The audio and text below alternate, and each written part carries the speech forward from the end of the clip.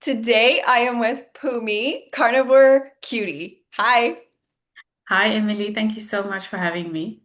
Oh yeah. I knew that I wanted to meet with you. I knew I wanted to have this conversation with you because I saw you in an interview and I was like jumping out of my skin. I was like, me too. Um, I'm glad. Yes. So thank you so much for being that reflection for me. And like we said before we hit recording, that we're kind of holding each other's hands into this uncharted territory to have these conversations publicly. Yep.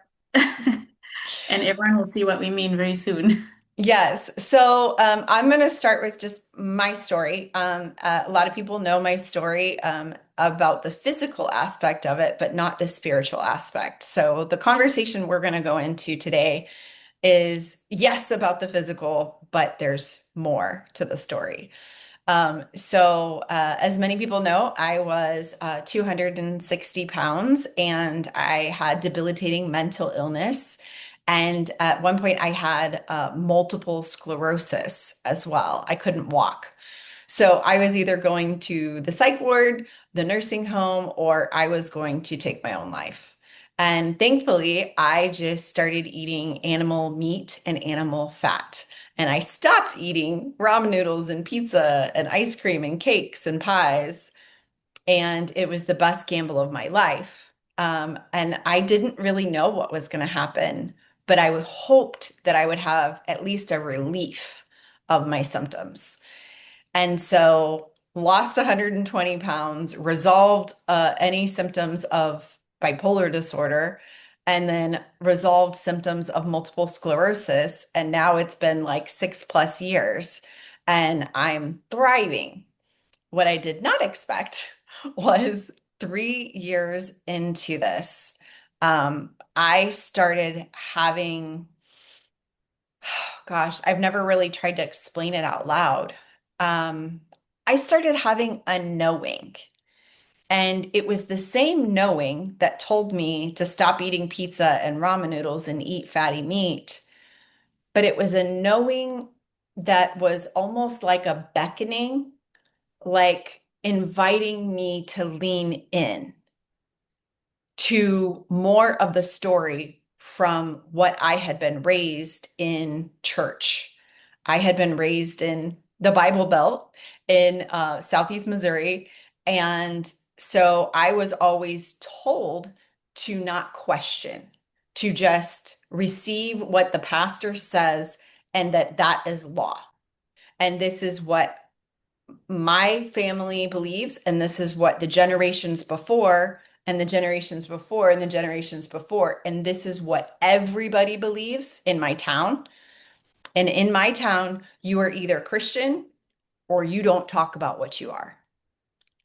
And so it was very scary for me to lean into this, and it felt very familiar. It was a familiar voice. It was my creator. It was my source. It was love. It was light. And so I knew that I was safe, but I felt very unsafe publicly sharing what I was experiencing with the people around me. And so it took me many years to come out of the closet Mm. that maybe I don't believe what the pastor says. And then I looked around and I found that there's so many other people who are eating the way that I'm eating that are experiencing these connections and these direct messages from source, from God, from whatever you want to call it. And so now we are having the conversation behind closed doors and now publicly that maybe what we're doing by removing the sugar and the processed foods is decalcifying our pineal gland and actually giving us a stronger spiritual connection.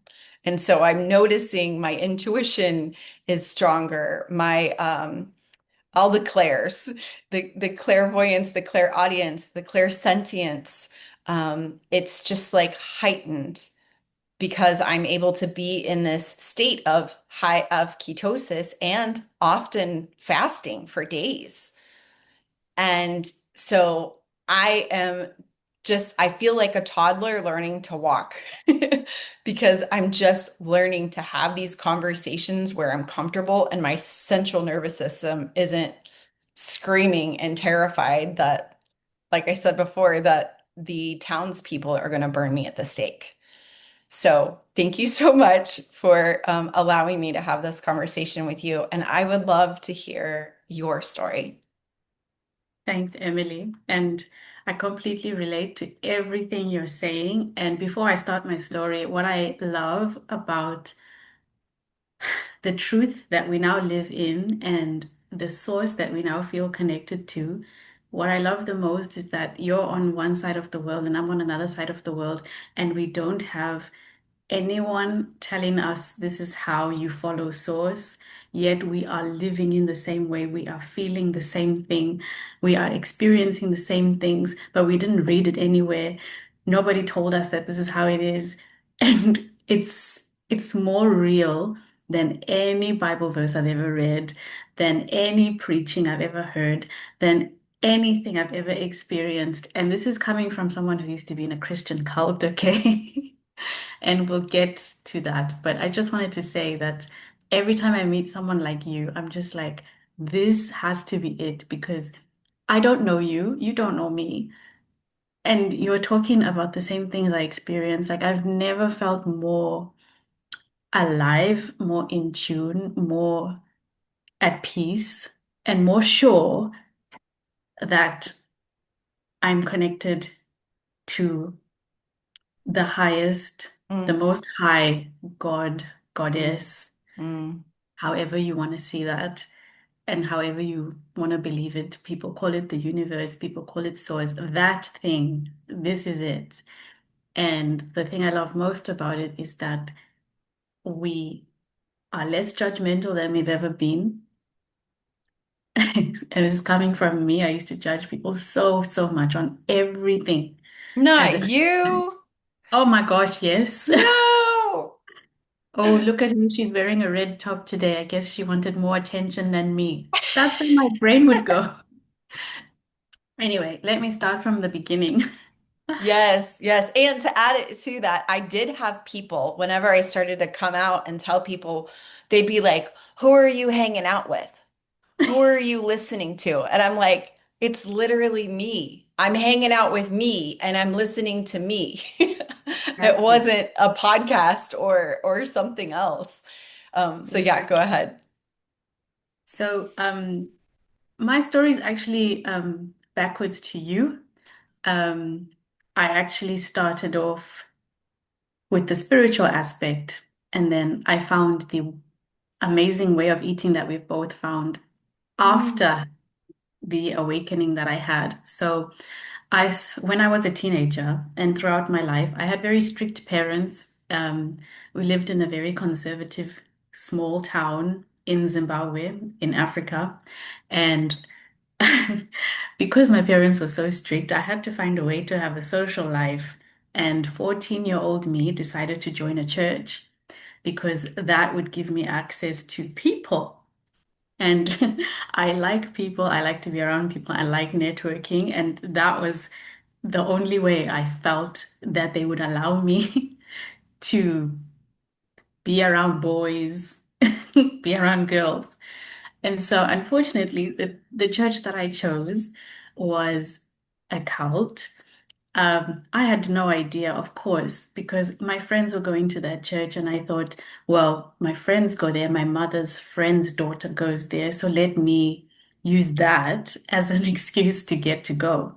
And, strict parents and church, that's like a marriage made in heaven. They were happy for me to go to church. So I spent 7 years in that church. I joined it for the wrong reasons, but I ended up getting born again and saved, dedicating my life to um, winning souls and all of that. I went very deep into it. Um, so that was when I was 14 until I was about 21. And everything happens in 7-year cycles. So There you go. By the time I was 21, I saw the light and I realized it's a cult. I don't want to be in this anymore. And thankfully, I left. I did not leave religion though. At 21, I only left that establishment and I started to look for a new church home. But every church I went to, I just didn't feel connected and I didn't feel as attached to the people as I did in my hometown church. And the more I looked, the more unsatisfied I was. And then in my personal life, as what happens in your 20s, you start to realize, oh, I have childhood trauma. Oh, this was wrong with my upbringing. This happened to me, and now I have to deal with it. And if you get into a relationship, that also highlights the trauma that you have. And that was when I met my husband. And you know, when you get into the most loving relationship you've ever had, that's really when you get to know your flaws and yourself. Anyway, I realized that I not only had my parents been strict, but there'd also been a lot of emotional and psychological abuse. And I mean, I always knew, but when I was in my 20s, it got worse. My mother's treatment to me in particular was really, really unkind. And you know, when we speak of childhood trauma, people think it stops as a child, but it doesn't. It's I'm still her child, and so therefore it continues. And leading up to my wedding, things got much, much worse. You know, for people who are narcissistic in particular, big life events is when things get very hectic and much worse. And so my engagement was supposed to be a happy occasion, but that was ruined. My wedding was supposed to be a happy occasion, that was also ruined. And I was the kind of child who grew up imagining a fairy tale romance and a fairy tale wedding.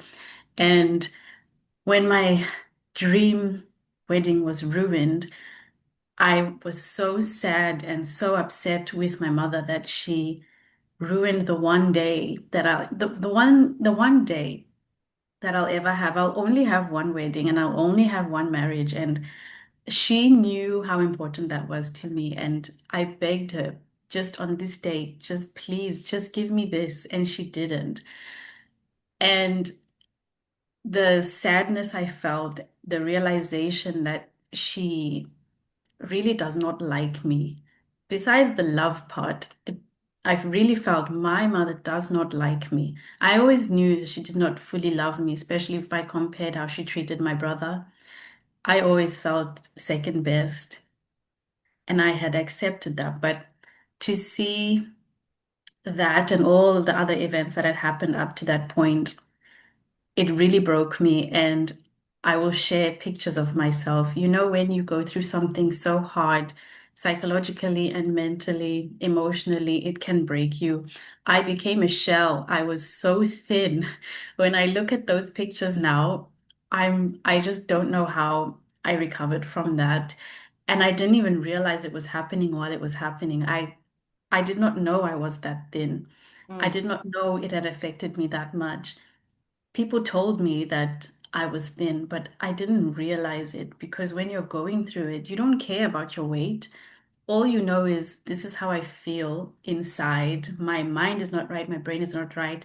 I feel so unloved. mm, And that feeling of being so unloved by the one person that I wanted to love me, the only person I've ever begged for love from, that feeling of I am nothing to her. And the sadness I felt and the disappointment I felt led to my awakening because I got to the absolute bottom. And it was either, okay, are you going to die? Are you going to kill yourself and just forget this life and just, or are you going to pick yourself back up, learn how to love yourself and give yourself the love that you never got, and give yourself the life that you deserve? Those were the only two choices I had. And I thank Source that I chose to give myself self-love for once in my life because I'd always been a people pleaser, always searching for love. You know, I'd been conditioned to be that way. And so I had my awakening and I started to feel the love that I was looking for in church, in family. with my parents, in friendships, in relationships. I felt it from source because I finally felt a hug like from Mm, the heavens where I felt like, okay, yes, your mother on this earth does not do what you want her to do, but something out there is taking care of me and has taken care of me much more than Jesus ever did. And sorry to whoever that offends, but I never felt the love I feel now and the peace I feel now and the feeling of being taken care of and protected that I do now. And mm, that came from the deepest pain I've ever felt. And everyone's awakening comes from something different.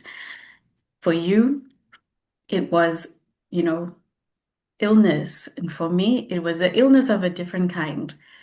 And for some people, they have the near-death experience. For some people, it's also an abusive relationship that just puts you in hell and you have to climb back up. So that happened in my 20s. And ever since then, I've been on my healing journey to learn to love myself, to stop people pleasing, to learn how to set boundaries for the first time in my life, which is one of the worst things in the culture that I come from. Um, and so now that I'm in my 30s and I've done all these years of healing, again, Source led me onto the path of carnivore diet. mm. And that is a whole nother monologue, but would you like to say anything before I go on? Yeah, I what I really love is that the worst things that happened to us actually became the best things, and it became our gift. And so now we get to be in a position where we get to look back and be grateful for Yeah. that, and that we were able to utilize the hell, the actual torture, and then have it process into our healing. So yeah, please tell me about your experience, and how did you learn about carnivore? So, as I said, I was extremely thin from that trauma that I experienced. Um, and at the time, right after the wedding, my husband and I moved to a new city. We actually moved to Cape Town in South Africa. We used to live in Johannesburg at the time. And when we moved to Cape Town, I wasn't working because it was a new town and I was just, trying to look for a new job. One day I was out exploring the town and I came across this health shop called Be Healthy. And I'd never seen a health shop before. And I saw that they do this full body scan to find out what's going on in your body and your organs. And I thought, okay, I'm going to go have a look at that because there's a lot wrong with me. And I just wanted to see, well, what do you have to say and what does this machine do? I'd never seen anything like that. And I went for the consultation, I went for the scan, I was told what is wrong with me. But the person who did the scan was also a very spiritual person. And besides telling me what was physically wrong, she also told me what she could see on a spiritual level. And I'd never had that experience before, and I was amazed. She told me that she could see the pain that my mother had instilled in me. And I was like, what?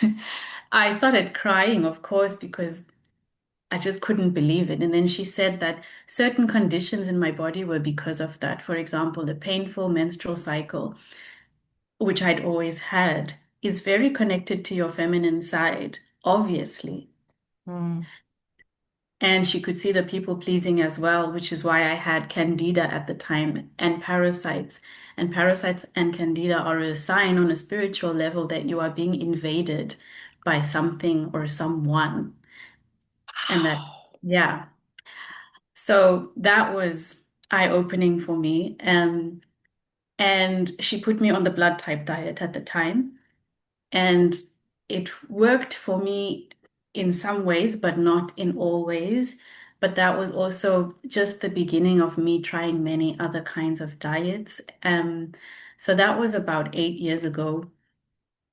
And I've tried low histamine diet, the blood type diet, low FODMAP, so many things, some personalized diets, all trying to heal my painful periods, which I've always had. I should have mentioned that earlier. But throughout my life, my main health issue has been my painful cycles. And then at some point, I tried the vegan diet, which was about 2 years ago, because very sadly, my father was diagnosed with cancer. And me being the researcher that I am, I tried to find a way to help him recover. And what I found at the time was that a plant-based diet was the most alkalizing and the most cancer-starving diet. And so when I read that about cancer, I thought to myself, well, I have to try this too because there's so many benefits apparently of a plant-based vegan diet. Maybe it will help me with my painful cycles. Unfortunately, the vegan diet didn't help me, and the plant-based diet didn't help my father either. And he sadly passed away. Um, and so while I tried the vegan diet, I gave it a chance for 8 months. But during that time, I noticed that my cycles got worse. I thought they were bad already, but somehow they got much worse when I was on the vegan diet. And only after experiencing it and now understanding that the vegan diet is actually a high carbohydrate diet, and it was actually the worst thing that I could have done for myself because I already had insulin resistance. Throughout my life, I always relied on carbohydrates and sugar to deal with the difficult emotions that I had. And so to have a vegan diet which was very high in potatoes, rice, beans, all these things that are apparently so healthy was the worst thing that I could have done for me. And so I stopped the vegan diet after 8 months because I started to feel stabbing pain in my ovaries. And that is a sign, one of the signs of PCOS, which is polycystic ovarian syndrome. Hmm. So that was about 2 years ago. And then this year in January, I was researching about sugar because throughout all the diets I've had, none of them told me to cut out sugar. But I kept reading about how sugar is so bad for you and it's so poisonous. And I thought, okay, I've reduced the sugar that I have to fruit only, but I'm still not in tip-top shape. So what is going on? So one day I decided to Google, is fruit sugar the same as normal sugar? I just typed that on into YouTube. And I think it was, I don't even remember who it was, but basically the answer I got was yes. Your body processes all sugar the same.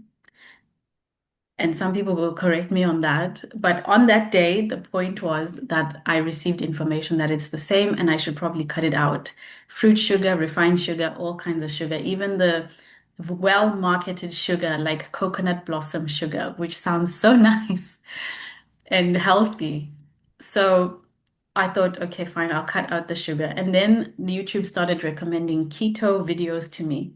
And I'd never taken keto seriously because I'd never wanted to cut out carbs. So I always ignored those videos before. Then I thought, okay, fine, let me give it a chance. I'm going to listen to these keto videos. I watched a few keto videos and I thought, oh my gosh, I need to go keto. These people look so happy and healthy. But then, of course, YouTube starts to recommend more to you as you go deeper and deeper. And then the next recommendation was carnivore. When I looked at the people doing the carnivore diet, I looked at their skin, at their bodies, at their happiness, their joy, their vitality. I was like, I said to my husband, I'm sorry, I know I said we need to go keto, but no, we need to go carnivore. And when I say we, thankfully, I have a husband who supports everything that I do. So when I'm doing something, especially for my health, he's always on board with me. And I appreciate that so much because it helps to have a partner in the house who's not having, crisps and chocolate next to you while you're trying to be on your healing journey. So I'm very thankful for that. So I started carnivore and my life completely changed. And I feel as good as you do. And for the first time in my life, I'm having painless cycles, which I never Wow. knew. Never in my life did I think this was possible. At the age of, how old are you? 34. At the age of 34 for the first time, you're having Yeah, painless cycles. Wow. yes. 24 years of pain, and now it's all over because I started eating meat. It's So crazy. was it, because I have this with some of my clients where the first 30 days they'll have a cycle and they're like, huh, it wasn't as bad. And then the second 30 days, so 60 days, they're like, I had a cycle and I didn't even know it was coming. Oh Is my gosh, that yes. what you're experiencing? The first month, I didn't need painkillers. Usually, they were right there, ready for me to take. I sat there waiting for the pain. I'm not saying there was no pain. I'm saying that the level of pain Yeah. was not as bad. And yes, by month two, it came out of nowhere. And I was like, oh my gosh, this never happens to me. And I never understood women who would say, oh, it's here. I'd be like, don't you get cramps before? And now I'm that girl. And then by month four, the stabbing pain in my ovaries had completely stopped. And not even just that, the texture of the blood, the everything about it is it's so much more beautiful. Mm. And it feels like true healing because as a woman, your fifth vital sign is your cycle. How many days? How light or heavy is it? How often does it come? All of that tells you so much about what's going on with you. And I don't have to say also, this cycle story has always, made me very concerned about my fertility. So now I feel and I see that I'm definitely feeling more frisky as well. Well, and it's so funny because it's like, what came first? The healing or the healing because you healed your mother wound through the decisions that you made, the boundaries that you did. And then you were given this answer and you were able to heal your menstrual cycles. It's Exactly. not lost on me how connected that is. I know. And both of them had to happen. That's the other thing. Yeah, absolutely. And so for you, what typically are meals that you have, or even how often do you eat? So I've never been a faster, so I know a lot of carnivores are OMAD. Um, what I've noticed is that 2 meals a day works best for me. So in the morning, I'll have mince with bacon sometimes, or I'll have lamb ribs. I really like having lamb a lot because it is way fattier than beef, in my opinion, and that's way more satiating for me. Also, lamb is cheaper. So, well, where I live and the supermarket that I go to, lamb is cheaper. People would disagree, but I have a secret. Ooh, tell me your secret. If you live in the UK and you have a Morrison's close to you, go to Morrison's and have a look at the lamb ribs or the lamb bones. Not every branch has that, but there's lamb bones where it's like a lot of the cartilage that has a fat layer over it. They sell that on the side, and sometimes you can get it for less than a pound, as in a few pence, like 59 pence, 98p, and that's enough for like a lunchtime meal or dinner. So that is really amazing. And then I recently learned how to make carnivore pancakes. So that's what I'm having for breakfast lately. And I love it so much. With cream as well. It just makes you feel like you're having a dessert, especially after so long. But my first 90 days of carnivore was super strict. I did lion diet at some point, which is beef, salt, and water. And I did find that the inflammation completely went down in my body. My stomach was very happy, very flat. But, lion diet is not for everyone. So I did get a bit bored. So I started to have some chicken, some pork, and just some meat variety as much as possible. I love liver as well. That's my favorite organ meat. And yeah, most recently I had some lamb heart, Mm. which is actually nicer than it sounds. That's awesome. That's awesome. And I love that you started to talk about this experience publicly and made your account Carnivore Cutie, because you're posting about this. Like I saw the one where you're eating the meat just recently. So what made you want to talk about this publicly? So I have another channel where I spoke about my spiritual healing journey.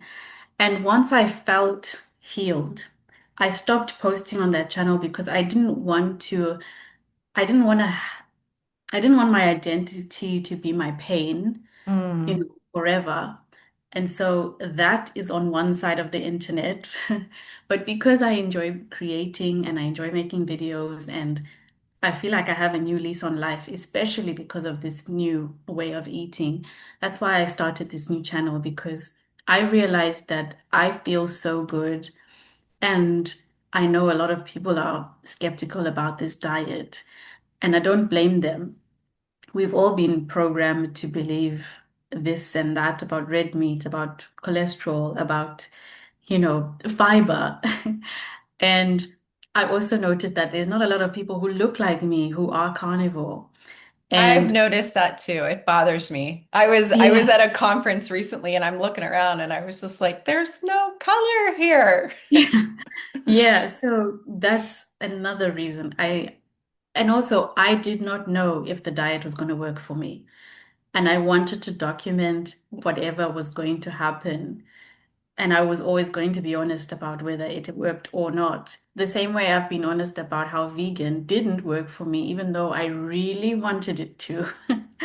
It's very aesthetically pleasing to have your juice and your smoothie and your skinny body. But now I realize that skinny does not mean healthy. It's way more healthy to have a healthy amount of fat on your body as a woman.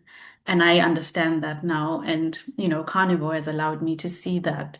I much prefer my voluptuous shape compared to the rectangular shape that I used to have. And I'm much more comfortable like this. And I feel much stronger. So yeah, this is why I started because I have started a new lease of life, and the diet was a big part of that too.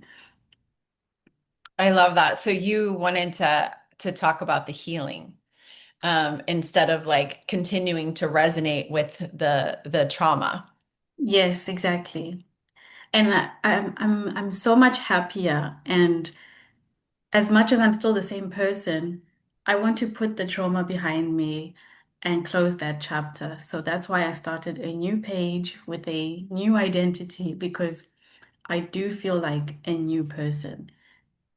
Absolutely. And so in the spiritual community, before you were carnivore, or even after you were carnivore, have you heard people talk about that eating meat is low vibe? Yes, of Okay. course.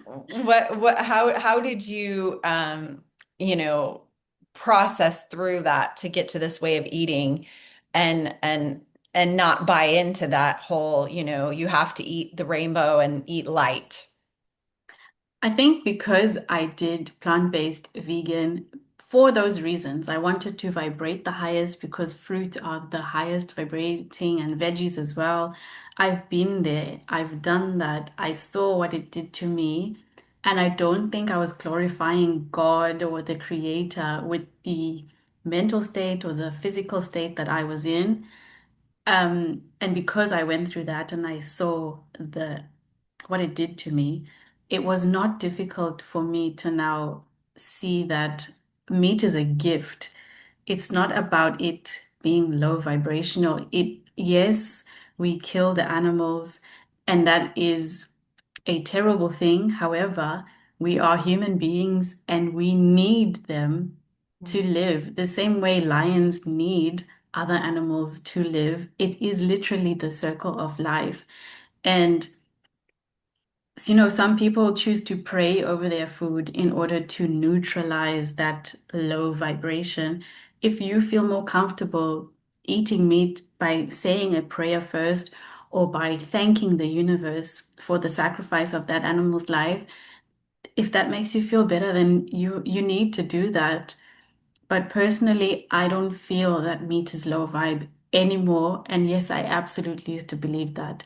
But I don't feel that anymore because I've seen the healing that it gives me. And that to me is true high vibrational.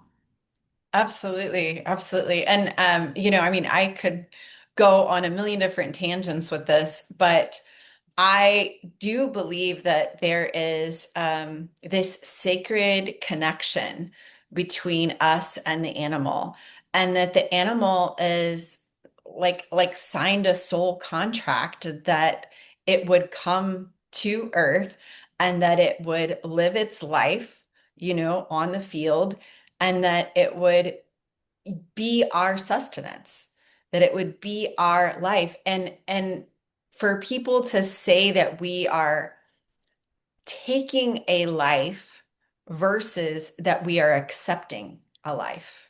We are accepting to transmute that spirit to be the vitamins and the nutrients and the building block. And to, if anything, I feel like I am more than, because I have been able to assimilate the life of this cow or Yeah. lamb into my experience. And so if anything, I feel like it's cumulative instead of that I Yeah, am taking something. I agree. I don't eat meat with a bad heart. That's the bottom line. No, no, not at all. And also, like you said, I was a not a functioning member of society. So I wasn't giving glory to the creator for me to be eating, I was eating ramen noodles and pizza and ice cream and like all the things. I was, if anything, like a bad example. And so now that I'm able to function, I'm just like grateful that I'm able to give back to society and give back to people and to be a light in this world. Exactly. And Yeah. that's more important to me than any kind of title like I'm vegan or I'm vegetarian. Yes, exactly. Um, and as you said at the beginning, because you are eating this way, you feel more connected and more zen. And I feel the same. Like I said, I'm way less judgmental of anyone's choices. And if any vegan is watching, I don't judge you at all, Mm-mm. especially if vegan is making you thrive. That is Yeah. amazing. I'm very happy for anyone and everyone to find the thing that works for them, that makes them their best self, because that's all that matters. And we are all different. And I'm never going to be that person who says everybody should be this or that, because you don't know how it's going to affect you. And I don't know how it's going to affect you. Yeah, absolutely. So what was your experience going from having a spiritual connection, eating regular food, and then what shifted or what changed in your spiritual connection when you started eating carnivore, or did it at all? So I'd always been spiritual, but I noticed that now that I don't eat processed food and I don't eat sugar in particular, I feel more stable in terms of blood sugar, which is very important in terms of your mental state. Those ups and downs are actually what make us bad people, you know? The ups and downs in your blood sugar make you more snappy, make you less tolerable of other people and their differences, and you're more irritable the more sugar you have because of those blood sugar crashes. And so because I'm not crashing anymore, I'm a way nicer person, and my friends and family will tell you the same.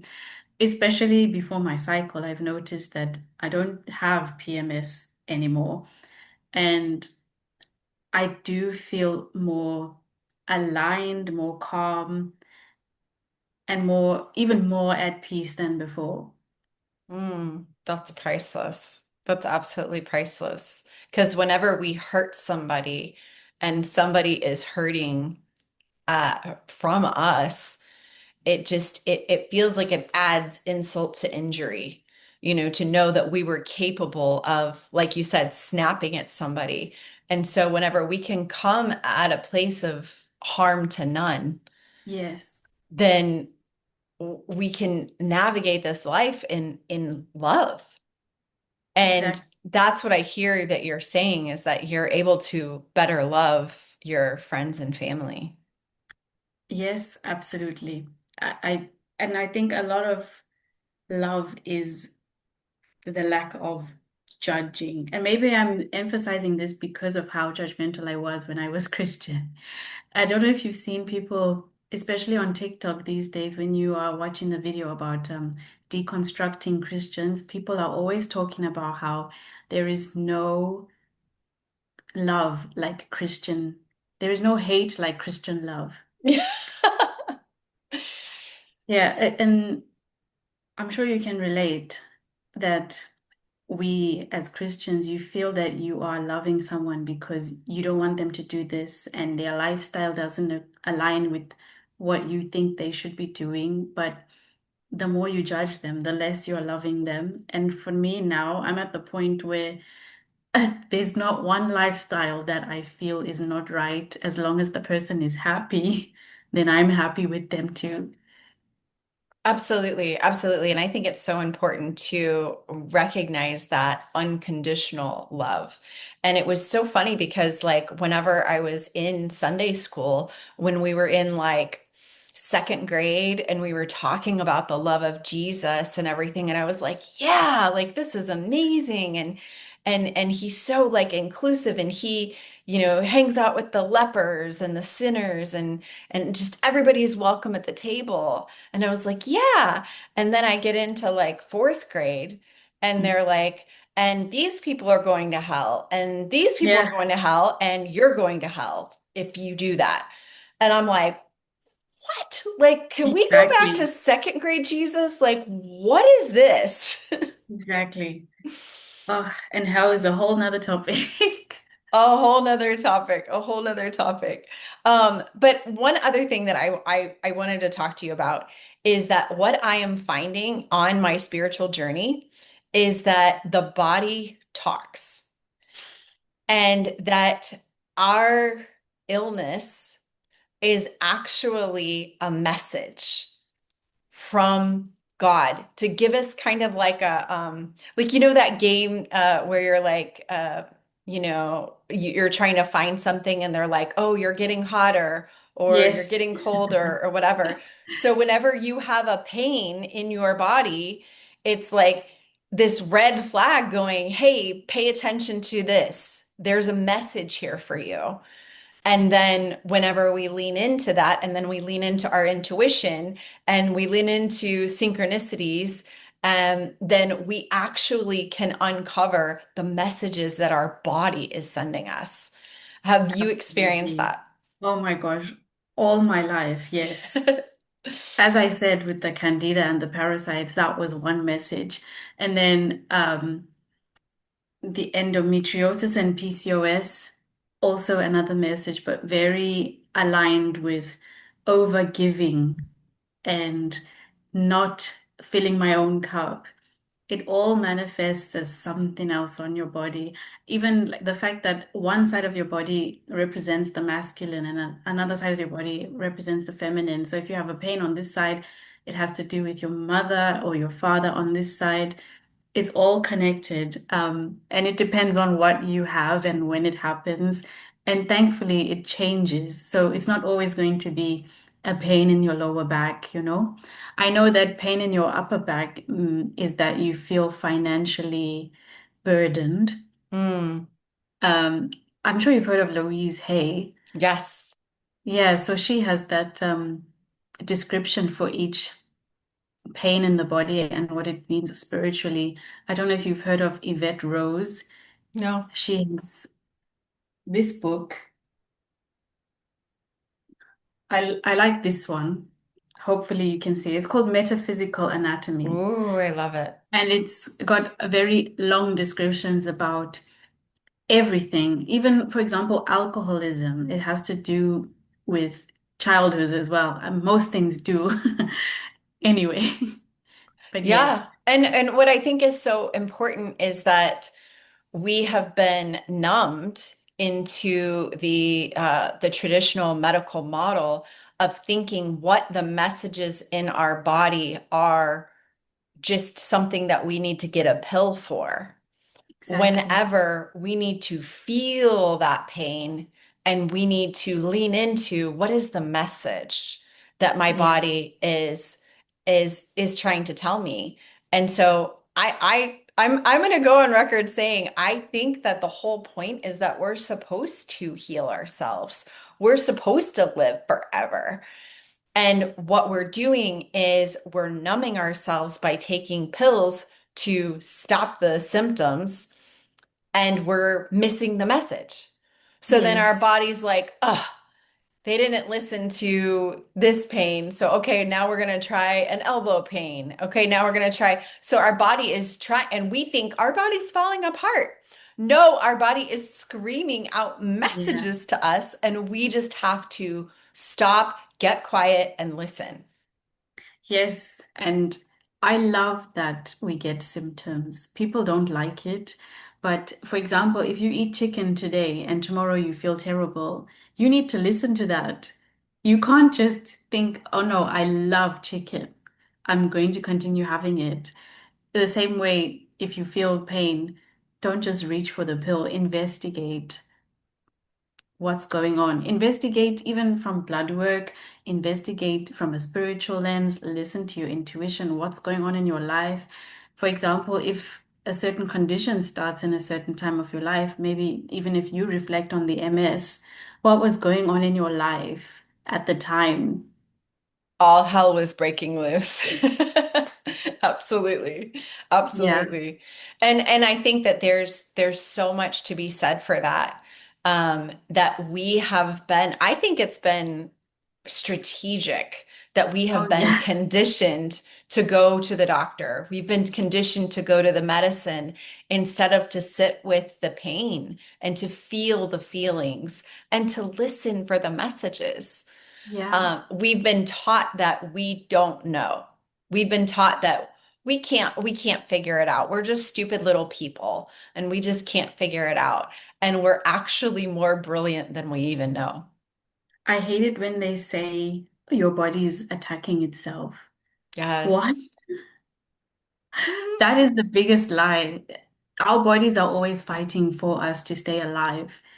And that statement makes it seem like it's a hopeless situation. But look at people who eat badly their entire life and they live a long, long life. That just shows you how much your body loves you. Absolutely. Absolutely. Well, I know that you and I could talk forever, and I believe that we are going to have many, many more conversations along this journey because I know that the healing just continues. So thank you so much, Pumi, for having this conversation with Thank me. you. Um, I would love to put in the show notes your Instagram. Is there anything else that I can put in the show notes so that people can follow you and find out more about you? I'd love for you to put the other channel too, because I Yeah. know that a lot of people will resonate, especially with the mother wound.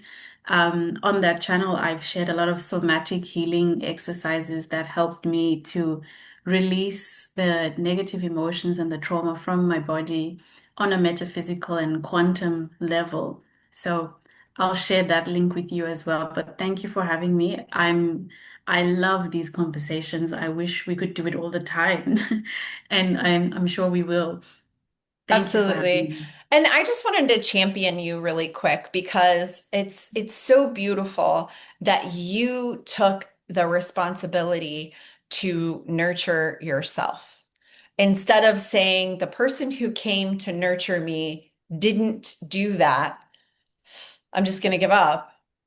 You said, all right, I'll do it.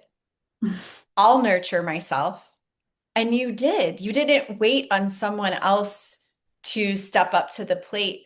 You stepped up to the plate for yourself, and you're modeling that for many of us who may have wounds that we thought it was somebody else's job to fix.